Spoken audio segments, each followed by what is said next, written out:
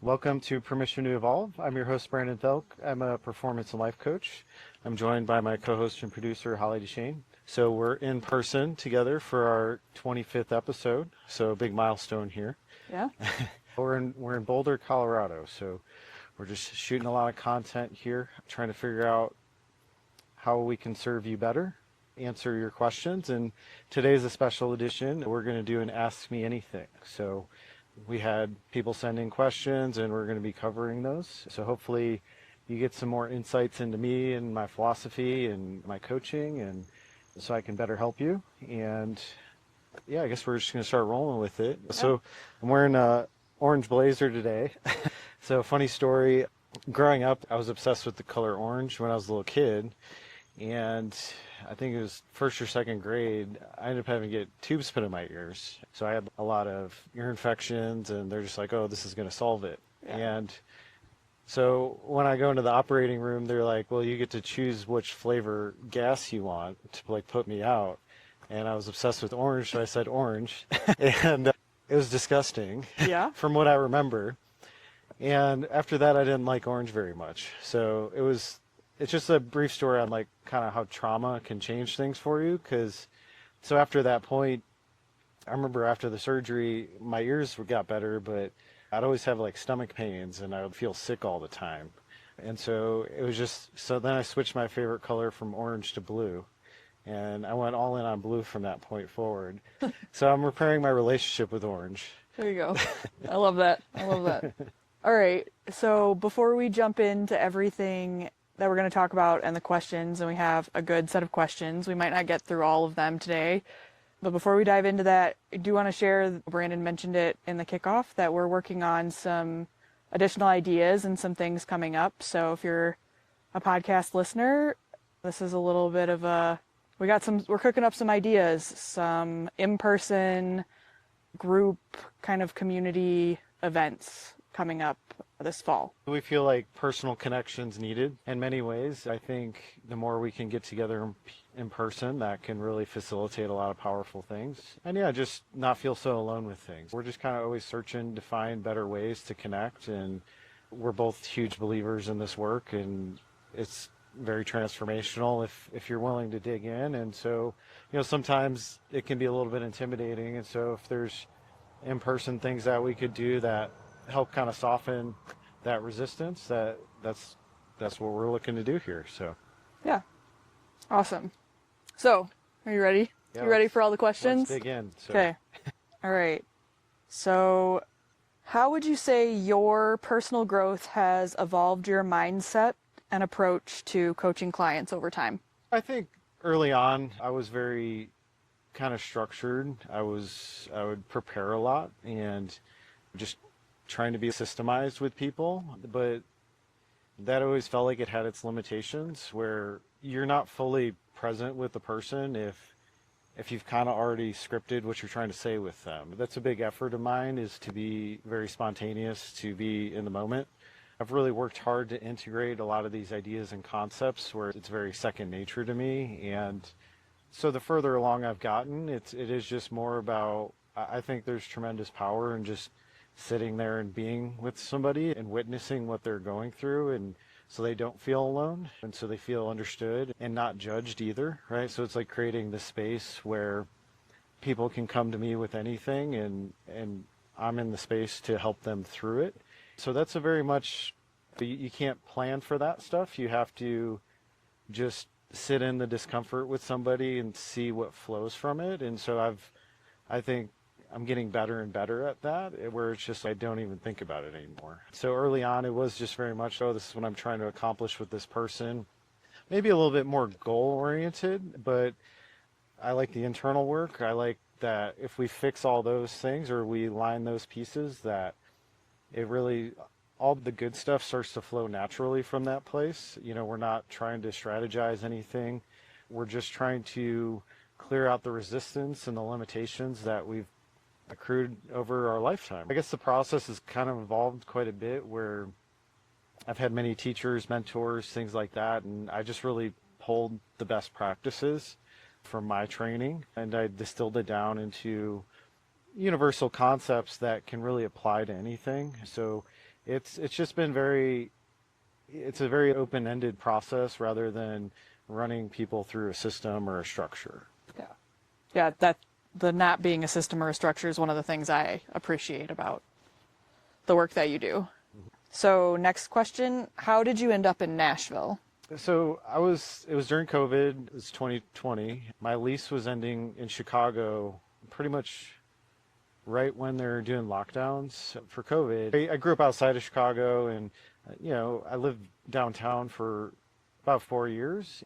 I didn't really ever feel like that was my place. Like I love big cities and I've always had this desire to go to New York and just kind of be in that energy. And with COVID, it kind of like switched my mindset about things. I didn't want to be paying a lot of rent in some place and not be able to do so. It was just more of world events kind of pushed me down there, I guess, a little bit my brother had moved down there a year before. I had a friend that was moving down there. My business has always been remote. So I'm just like, well, I guess I'll kind of take this journey and see where it leads. I've been there 5 years now, and I enjoy Nashville. I still have this desire for adventure, and I love to go to big cities, and I try to do that as much as possible. But it's got a mixture of a lot of good things down there that I'm enjoying, and I don't know if I'm like tied forever to it, but it's just kind of life guides you in silly ways. I never thought I would move there. Yeah. It just kind of happened. We talked about it just as a side note the other day that there are certain places tend to like suck people out of the Midwest and then they never come back to the Midwest. And Nashville's one of those places. Well, that's what's funny is I meet a lot of Midwesterners down there. That's a common place they'll go, and it's like you don't even like you don't know, but like when you're going around my building or whatever, it's just the people I connect the best with are generally people from the Midwest. Yeah. It's like, oh, I'm from Wisconsin or Ohio or whatever. I don't know. It's just kind of like this understanding I feel like we all have of each other where, yeah, it's just kind of this warm, open energy, I feel like. So I've you get a lot of that feel down there, which it's pretty refreshing because there's like a lot of cities you move to and it's just like people are from all over and it's got more of this inviting spirit to it. Yeah. What are you reading and or listening to right now? So people often ask me this and I always say nothing. So I like to formulate my own ideas and opinions, and I do that through sitting in silence, through meditation, where I just kind of open myself up to information to come that way. So if I'm struggling with something, I just kind of sit with it until it starts to change forms within me, and then I start to see things differently. I might get some like little snippets here and there, but yeah, there's nothing I consistently go to. Early on, I did read a lot, like personal. I listened to all the Tony Robbins stuff, and Esther Hicks is another one, and the Law of Attraction stuff, and so those were all like foundational things where I was like very hungry in the beginning for, I would say, like kind of spiritual information. And the more I've gotten really connected to myself, the more I find my own answers, and that's what I teach from is my own lived experience. At this stage, I'm very mindful of what influences me. I appreciate people that do things well, and I try to take notes of that, but there's nobody that I listen to all their stuff or anything like that. All right. On a lighter, not maybe related to your work as much, but is there anything you're watching currently, just for the fun of it? Well, yeah, I mentioned this a couple of weeks ago, so I'm going through like rewatching The Sopranos right now. That's I don't know. It's great acting, and I think it was just really well done. And I kind of view like the golden age of a lot of TV and stuff was like 10, 15 years ago. Yeah, so I really like Sopranos. I'll rewatch Eastbound and Down a lot, it's kind of, I don't know if you're familiar with it, I'm not. but it's about a washed up baseball player, and he's kind of a disaster, and he thinks he's the best, and it's just pretty entertaining. So yeah, that's kind of more lighthearted. I watch Rick and Morty, which is it's just like intelligent comedy, I think. Yeah, but I guess Rick and Morty is kind of the only like up to date thing I'm watching. But yeah. Okay.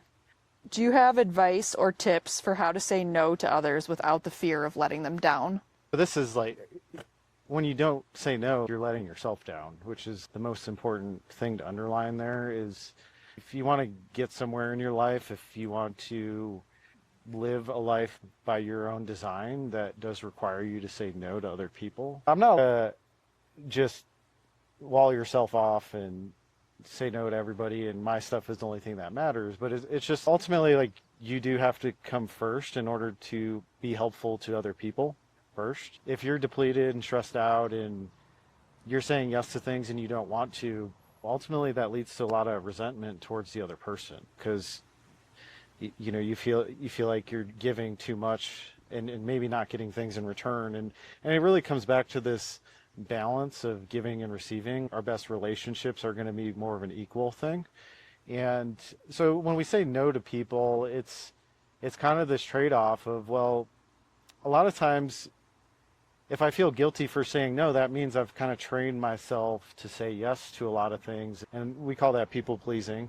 And that means that I'm getting swept up in other people's issues and problems pretty regularly, and that's disconnecting me from myself, and I'm also sacrificing the things I want in that process. When you zoom out and you start to see the bigger picture, we have to be able to disappoint others in order to stay true for ourselves and to ourselves. And so that's like it doesn't ever get easier, but it's just more of we do need to start to form those boundaries and be able to at least like plant our feet once in a while to create that space. And I think this is the thing a lot of people struggle with. You don't want to hurt other people, you don't want to disappoint other people. Guilt and shame is a common variable in these dynamics. But when other people are taking all the time, when we're depleted, those people are the ones being selfish, right? They're not taking into account us or what our needs are or what we need to be supported, and so the only way you start to balance out relationships is that ability to stand your ground and maybe have those deeper conversations to create understanding. And so I'm not a harsh no person. If you're used to saying yes to somebody, that's almost their expectation, is that you're going to go along with it. And so in the beginning, you might need to preface it with certain things. You might need to, I wouldn't say like go into over explaining, but just say like, hey, this is why I can't do this, right? That way it's better received. So we're just trying to soften the no, so it's not just this harsh thing of somebody getting upset at us.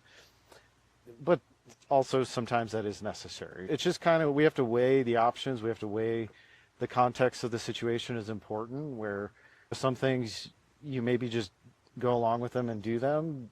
Let's say you're dealing with like elderly parents or something like that, where it starts to, the line's a little bit blurred about, do I really need to make a stand here, or do I need to support them in the way that they need because maybe they're at that stage, right? There's so many different dynamics that go into this, but I think it is just important to keep in mind, if you're continuously going along with things that you're not on board with, that actually damages the relationship because you're holding resentment towards that person. Long term, it actually is beneficial to draw some boundaries and to communicate things. And also, don't be afraid to put yourself first. That doesn't need to be an all the time thing, but it definitely needs to be something that's taken into account, so you can understand what energy you're putting out and what energy you're receiving back, so that we're not building that resentment. All right, I'm going to shift flavor of questions just slightly. Okay. So sometimes you refer to yourself as an electrician for the soul. I've seen that in some of on your booking site, things like that. Can you explain a little bit about what that means to you and how it reflects in your philosophy?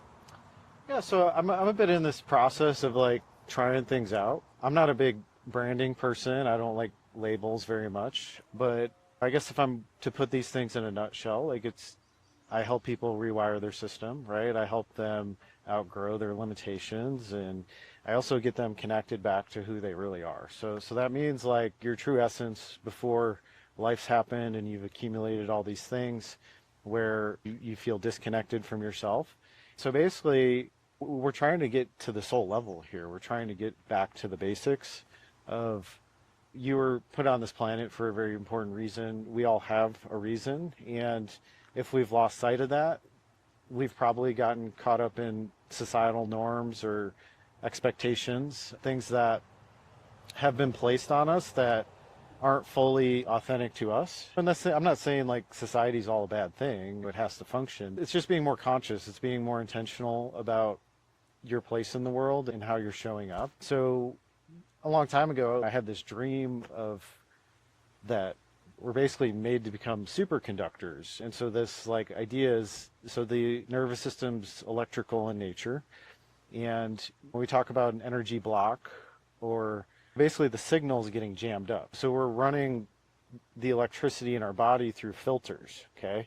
And so that's what like dims our light is when we don't have this free flow of energy. And this gets out of balance with these ideas of like giving and receiving. If we're not in flow with things, there's part of us that's locked up, that's jammed up. And specifically things like trauma or painful experiences, they cause us to protect ourselves.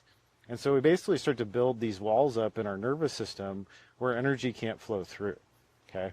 And so my work is to help people clear those blocks. So that's all connected to your judgment of situations in your life. And so if you see something as painful or it's left in a negative place, that's causing stress and contraction in your nervous system.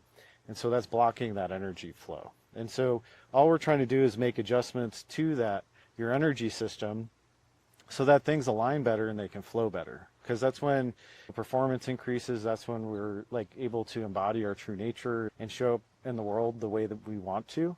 It is getting back to who you really were before all these things happened. And so that means we have to clear out your system of all the things that aren't you. Yeah, I love that, actually. Okay, so a lot of high achievers operate from places of stress and disconnection, could be seen as survival mode. How do you begin to shift someone out of that into a more aligned state?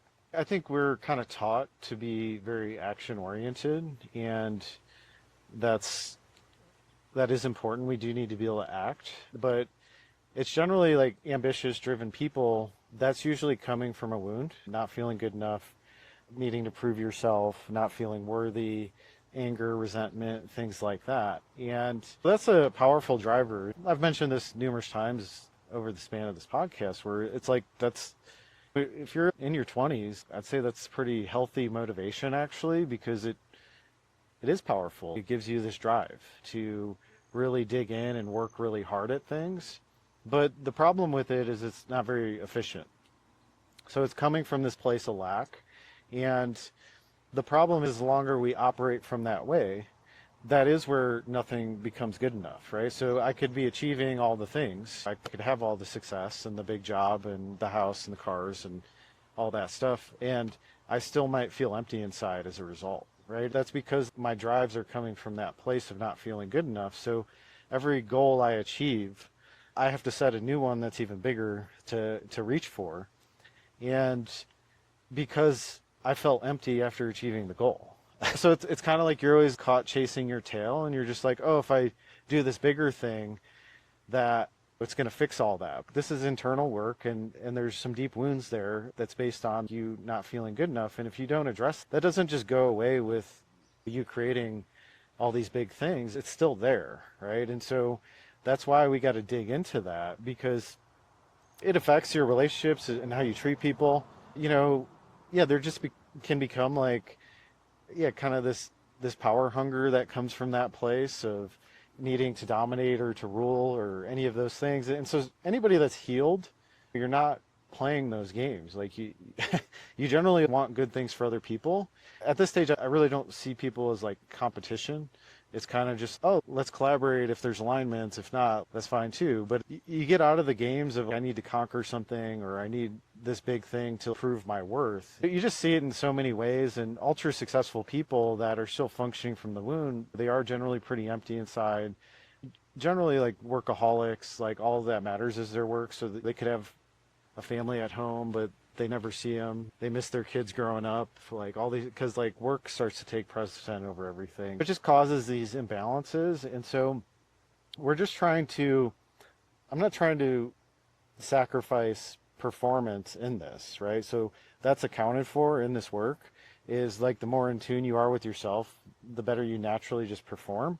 So I think that's a common misconception, is people think that, oh, it's like either this or this. And like, I'm trying to build that bridge to like be like, no, like it's this and this. They can work together. You can be successful, and you can also feel like good about yourself inside, and you can treat people well. And so it's just taking those steps where I think the first thing is to understand that you may take a step back in terms of doing some reflection and some deeper work to understand yourself better, but that helps you align things in a cleaner way that's actually a lot more efficient. So the step back actually helps us move forward faster when we're ready to take action again. But we do need the reset. We do need the time to take account of what's not working in my life, because the thing is the higher you get in terms of achievement, you start to get out of touch with reality, because let's say you run a big company and all these people depend on you. They're not being honest with you, right? Everybody has you on a pedestal, and they're not having the real conversations with you. Okay, this isn't okay, right? You know, it's everybody's walking on eggshells, or they've got you placed so far above them that they don't feel like they can be real to you. And so it really is this delusion that happens because people aren't giving you real feedback. It's just they're telling you what you want to hear because they hold you in this esteem. But so there's just a lot of blind spots that can happen from that place that, yeah, I would say relationships is kind of the big piece there, where if you're just like the one that dominates everything, well, then there's a bunch of people around you that are submissive, okay? But the people that are submissive aren't happy.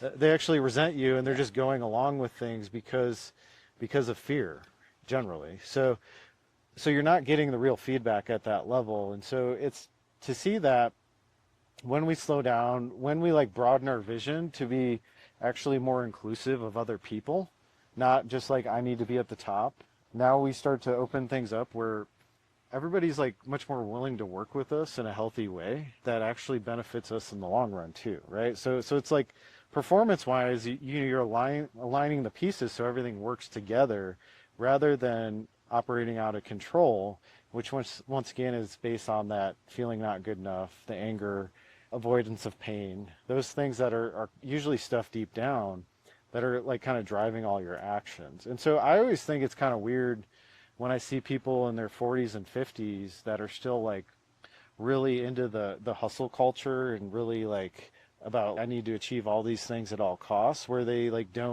they haven't gotten the piece of connecting well with others and like seeing other people as human beings, because it's like you almost dehumanize from that place where you just kind of view everybody around you as like a vehicle for you to get what you want.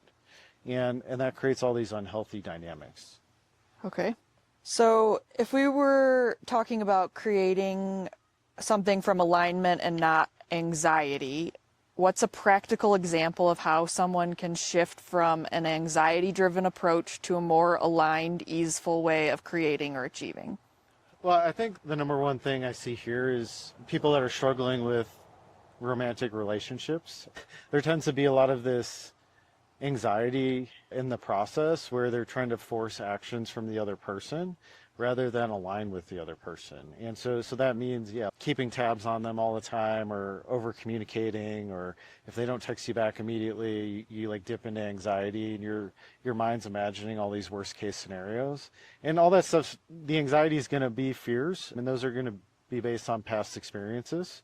Or if I believe too much in what society's telling me about males or females or whatever it is, it's really this, when I feel the anxiety, I feel like I need to do something about it. And so that's generally us trying to force behaviors from another person. And that's one of the beautiful things about relationships is like when there's like a healthy respect, like you understand where you end and the other person begins, and you're really seeking to understand the other person better, not control them, right? And so alignment is that. It's like me addressing the parts within me that has fears around the situation and reconciling those things. Oh yeah, if you have been cheated on or betrayed in a certain way, like of course that was very painful. We want to take a look at that and address it and not project that onto the next person, okay? Because if we don't clean these things up, we're just bringing that into our next situation. And so now I'm operating from this idea that I need to protect myself from somebody from hurting me again.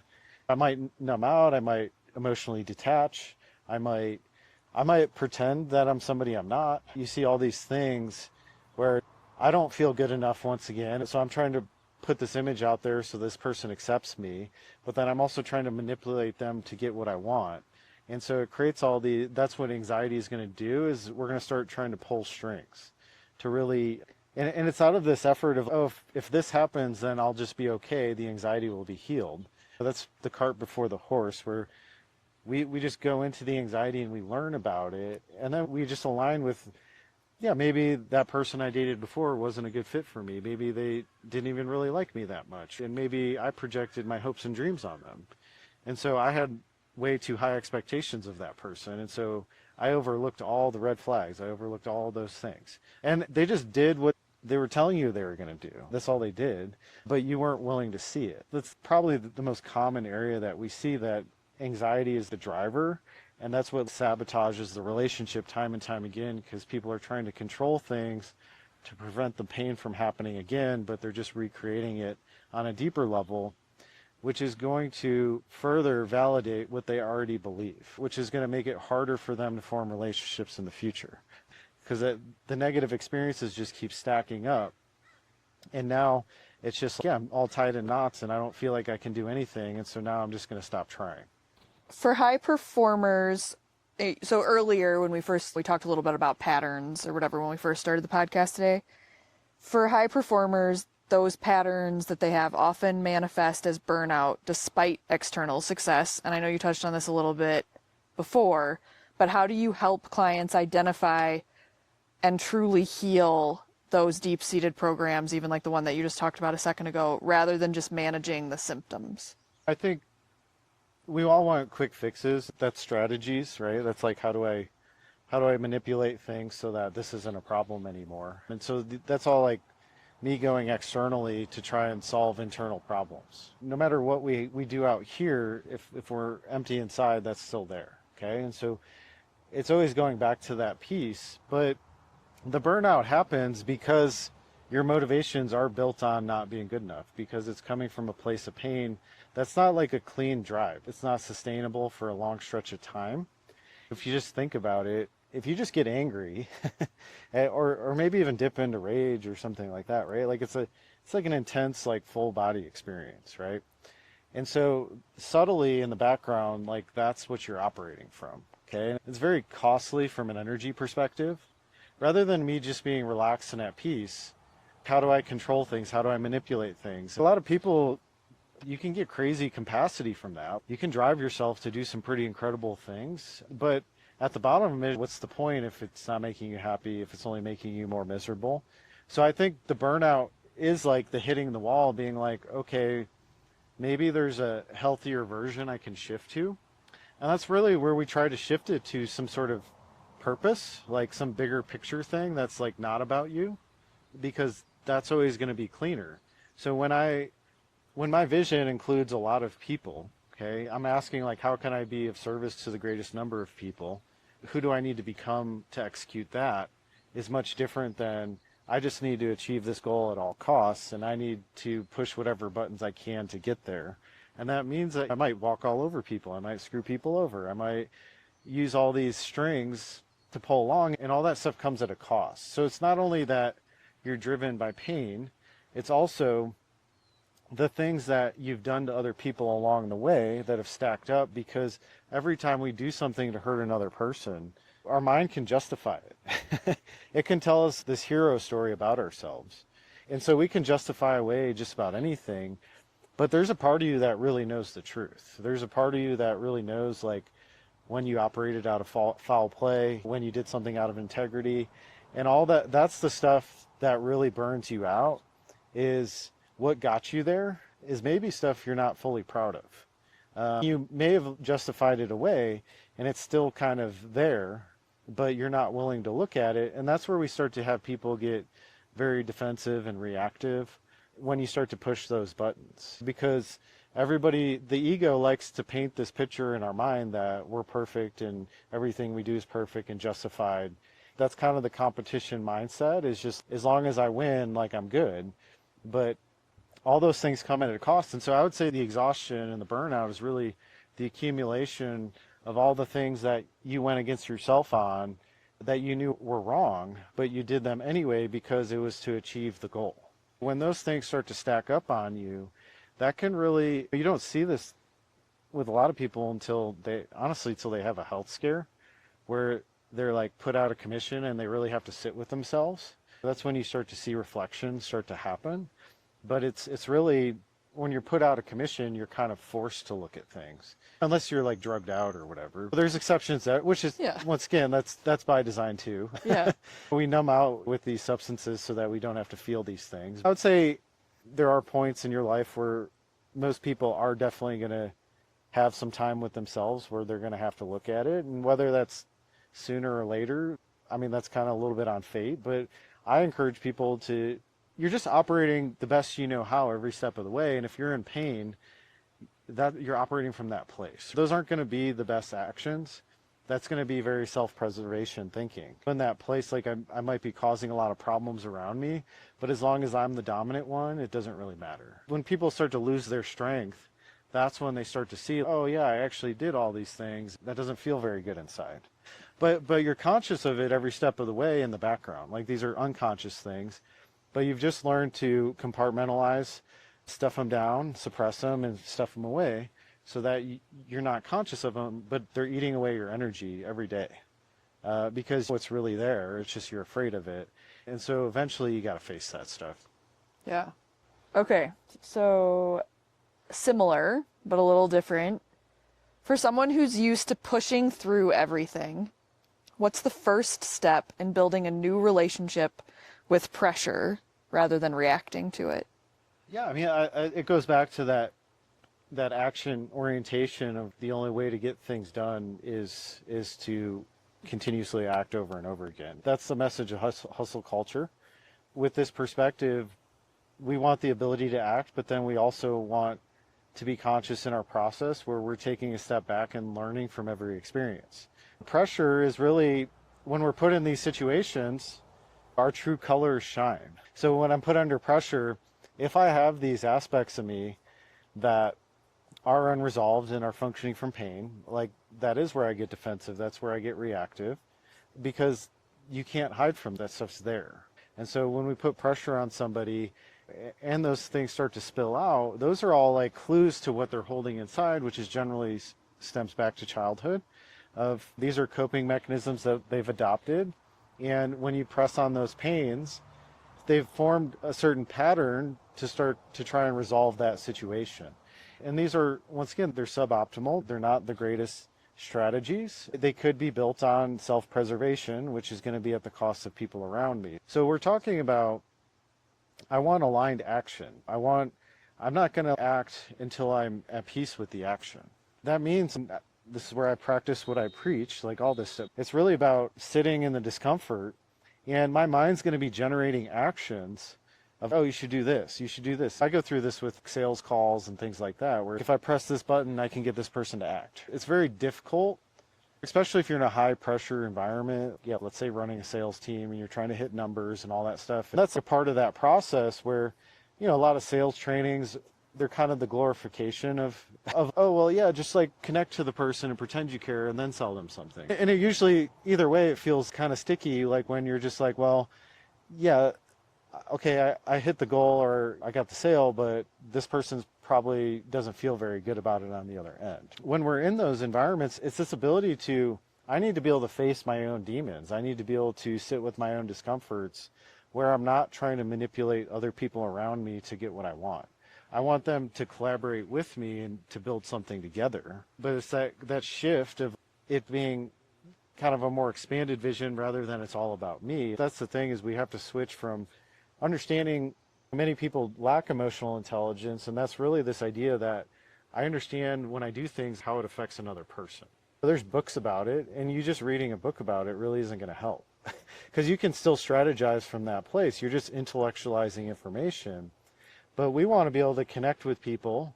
We want to be able to communicate effectively. We want to be able to see them as a human being, not just like this object that I can manipulate to reach my goal. I want to humanize everything in that process. And that's how, when I talk about clean interactions and alignment, That's what we're talking about is, yeah, maybe I don't hit my numbers this month, but at least I still have my soul intact, right? At least I'm not doing things that are damaging.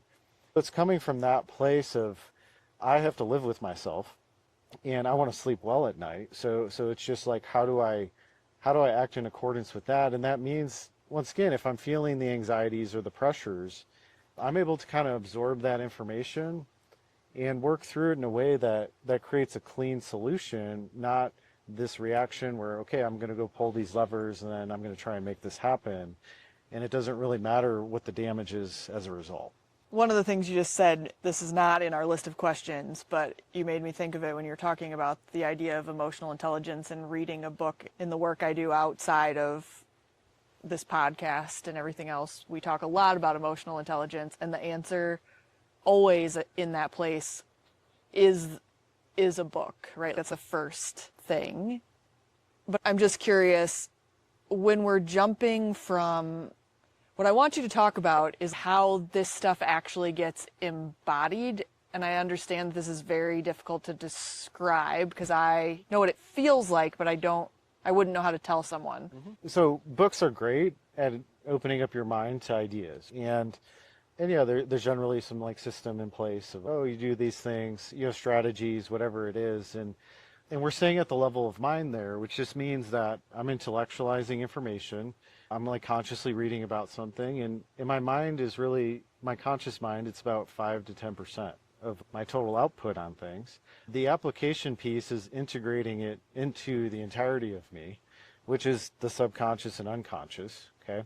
And so that's all the stuff that drives our actions that we're not even conscious of. So that's our past, that's things that have happened to us. And we all have wounds, we all have things that have hurt us.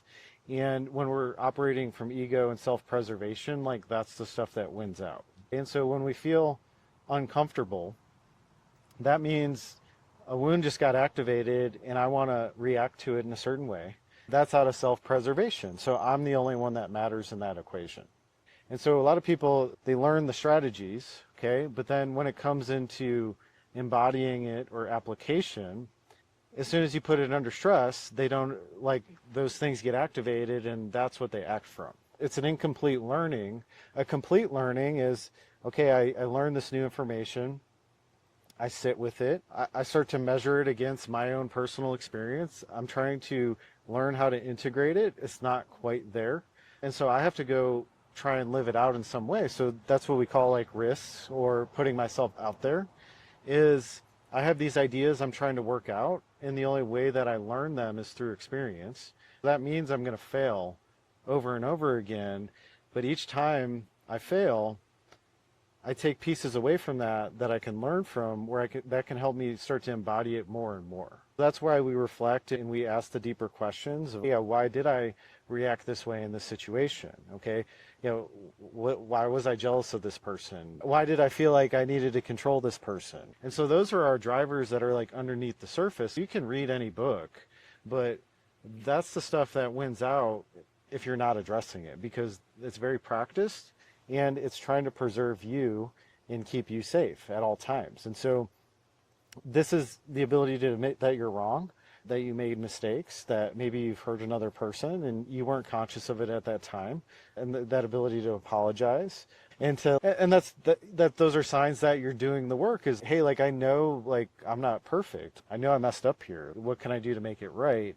It's also, most of the time, it's not about you. When we go to have those conversations, it's like, it's allowing the other person to have their own feelings that are independent of us too, where it's just, like, I did this and it made you feel this way, but this was my intention. And that person has their own story they're working with. They have all these things from their past that have happened to them, and so they're seeing that situation through their wounded perception as well. And so that's where these dynamics get pretty complicated, is because we call them co-creations.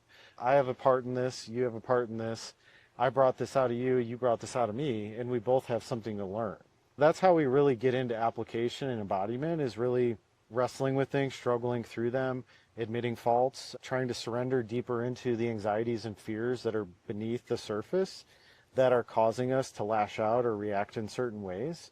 So that when I talk about clean interactions, it just means I'm acting from a centered place. I'm not acting from the wound, okay? Because the wound always creates problems, okay? It always keeps the pattern going. And all we're trying to do is come to peace with the pattern, learn from it. And then as soon as we learn from it, that's what a resolved situation is, where it was an incomplete learning. I didn't know what I was doing here. I had this immature mindset about it. And so I deepened my thought process. And so I understand this thing better now. And so I'm moving it towards more of a neutral emotional state where it's just like I'm embodying it because I'm at peace with it. And I understand when I take an action, it's not just me in the world, it's me and all these other people I'm playing around with. When I do this, does this negative impact this person? Or does this, the best solutions are win-wins. This is good for me, this is good for them. There are some people that are pretty stubborn and sabotagey, right? Where Sure. nothing's ever good enough, or they're going to find the negative in everything. That certainly does exist. Where we have to distinguish, being like, okay, well, this person is just not willing to like surrender their ego. They're not snapping out of it. So that's not necessarily my work to do. It's their work to do.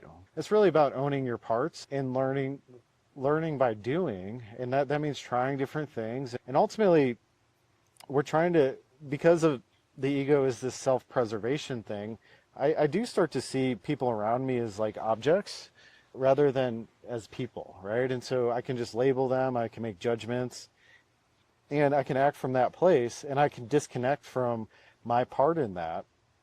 And so when we're talking about emotional intelligence, I'm really trying to get back to the humanness of me by healing myself. I'm not my wounds, right? I'm not these like reactions. And as soon as I start to disarm those, I create space to experience other people differently. Okay, and that's how we shift relationship dynamics is I start to experience other people differently because I'm no longer reacting to them in the same way, because I'm not seeing them as a threat.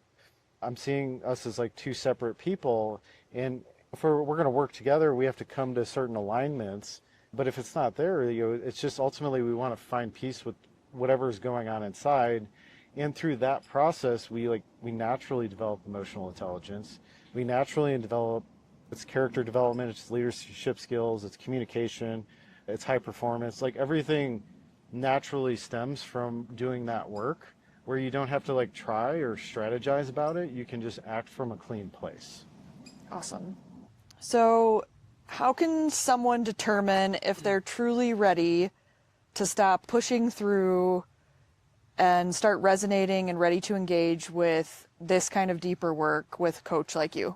I think it's just, there's generally like a series of things that happen. They call it a little bit of a awakening process where you just start to kind of naturally question things in your life, where, yeah, maybe it's the things that used to bring you happiness and fulfillment no longer do.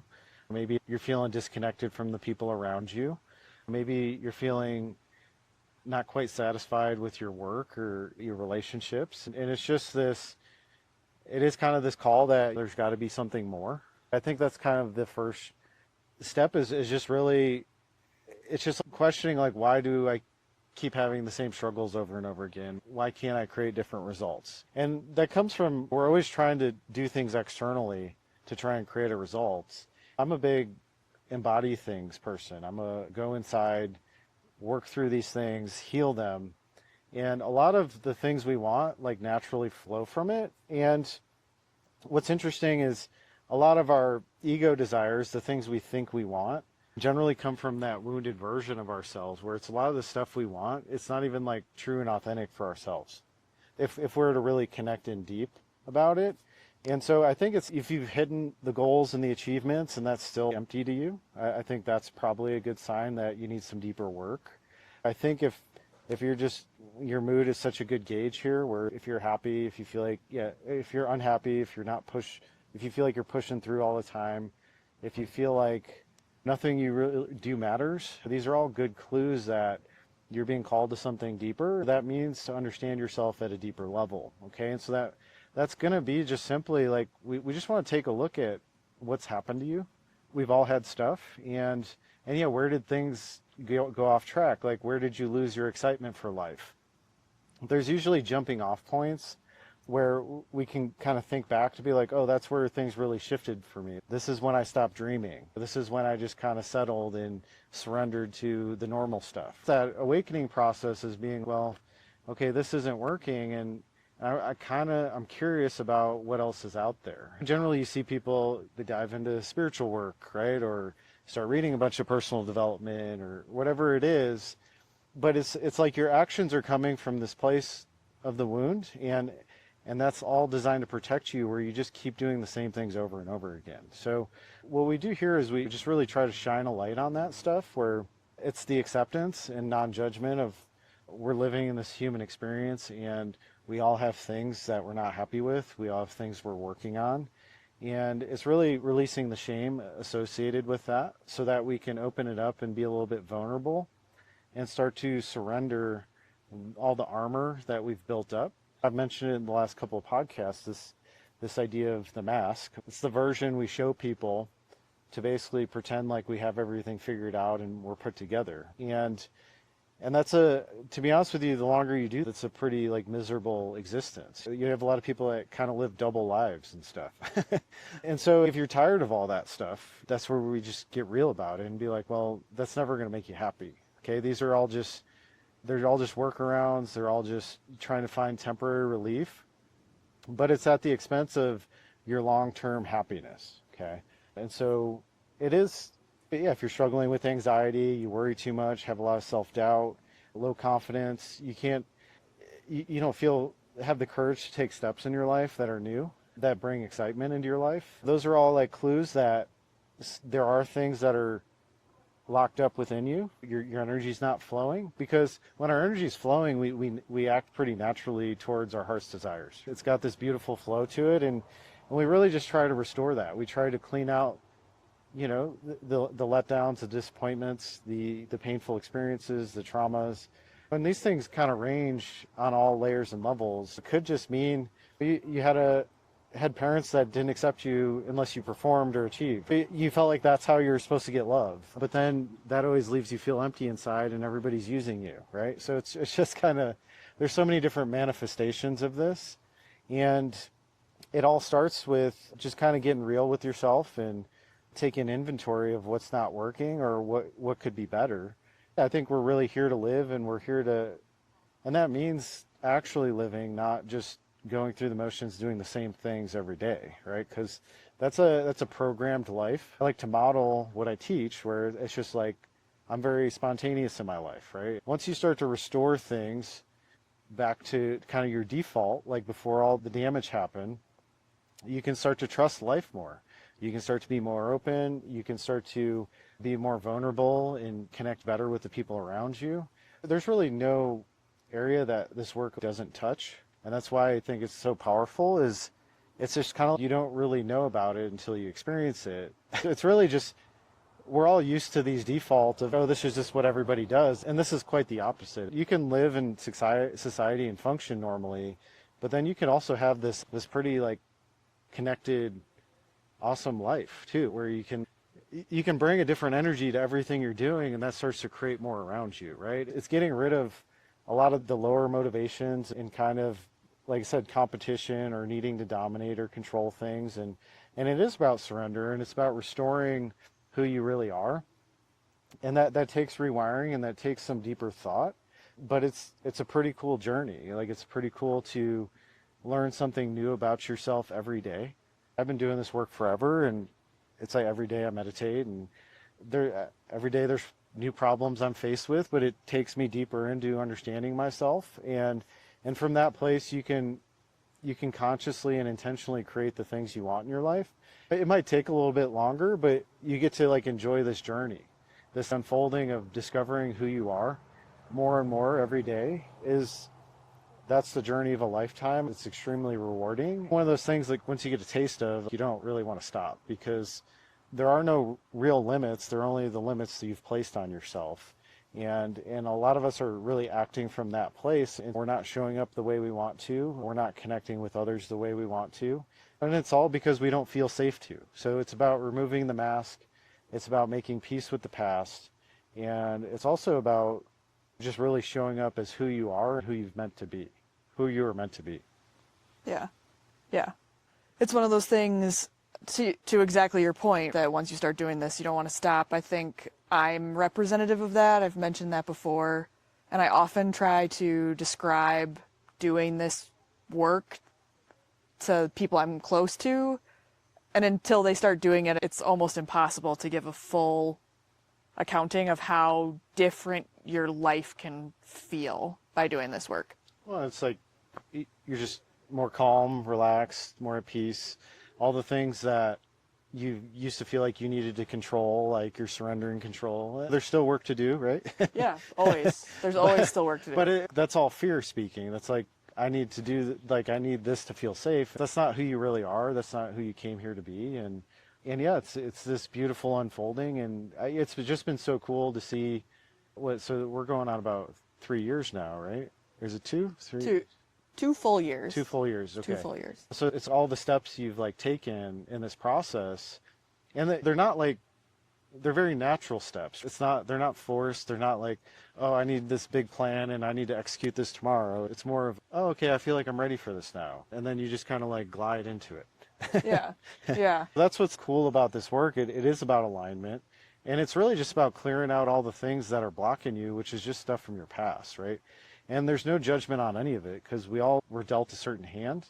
Some of us more difficult than others. And that's that human experience. And you know, that your deepest pains are also where you find your deepest gifts. If you've had a really hard path, like that means you actually have way more to offer people on the other side of it if you take that journey, which, yeah, it may be difficult, but it's, like I said, you get to see this version of yourself that you didn't like think was possible. And so it is really about just kind of trusting the process and letting your feelings actually guide you. And that's one of the, with hustle culture and all those things, we have this, don't listen to your feelings, just override everything, just keep pushing forward.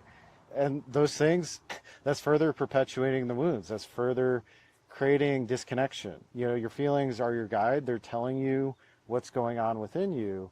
My job is to just help guide you to understanding those at a deeper level so you can align your life in a way that's supportive of what you want. And that's your true heart's desires, not like the ego. I just need all the material stuff. It's, once again, we can work our way to all those things, but it's more of just like, you only want those things because you think it's going to make you feel better inside. But you can have that peace today, and you can generate those things from a clean place, which is going to be a much more rewarding experience than just continually chasing goal after goal and still feeling empty inside. So it's about kind of reversing the cycle and intending to the areas of yourself that maybe didn't get the nurturing and love and care that you needed growing up and along your path here. It's just getting you dialed back into, hey, I don't have to carry these things forever. There is a way to move through them, and I can feel lighter, happier, more at peace, and I can take steps now that used to terrify me that I couldn't imagine before. So those are the gifts of this work, and it's really just this deep self-exploration that not only benefits you, but everybody around you, because you're showing up with this more calm-centered, understanding energy, and people feel more at ease around that. They feel more accepted, and then they start to open up to you more too. So it really enhances relationships, which I think is so important for pretty much everybody. I don't think we're meant to do life alone. We may need to isolate at times to really sort ourselves out, but I think one of the beauties of life is to be able to connect authentically with other people, and so this work really starts to facilitate that and allow for greater degrees of that. Yeah. Well, I thought this was a super fun format. We might have to try more like this in terms of the questions. And we would love to hear from any of you that have questions. And maybe you didn't weigh in for this one, but you'd like to in the future. Please send any questions that you might have or thoughts that you'd like us to go further on. We would love to hear that. Brandon, if somebody does want to reach out to you to go deeper, to explore this work with you, what are the best places for them to find you? Yeah, so you can book a free strategy call with me on my website. It's brandonthielk.com. So it's just 30 minutes, and yeah, I just get to know you a little bit deeper, and we try and figure out what you've got going on and where you want to head and how I can help facilitate that. And also, I post daily on Instagram, YouTube, TikTok, all the content out there. If you guys have suggestions on things you would like to hear more of, just let me know. We're always coming out with new stuff. Just be on the lookout. We're going to be putting together some group experiences in person. Hopefully that's a medium that you guys would like. And also I'll be putting out some webinars here to kind of give some basics and some background on these teachings and how they can apply to your life. If you follow along and you've been following along for the duration, it's really, I have one philosophy that runs through everything, and it's really just through your nervous system. It's paying attention to how you feel and aligning things from that place. And so that applies to pretty much any skill you ever want to develop. So this work applies to everything. So anywhere you want to improve, we work through the blocks and we try to embody the principles you need to support your success and your happiness and fulfillment all along the way. So definitely reach out if you have any questions, or if you're curious about the work. I'd love to hear from you. Yeah, cool.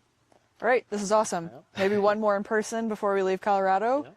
But yeah, otherwise we'll talk to you guys later. All right, thanks guys.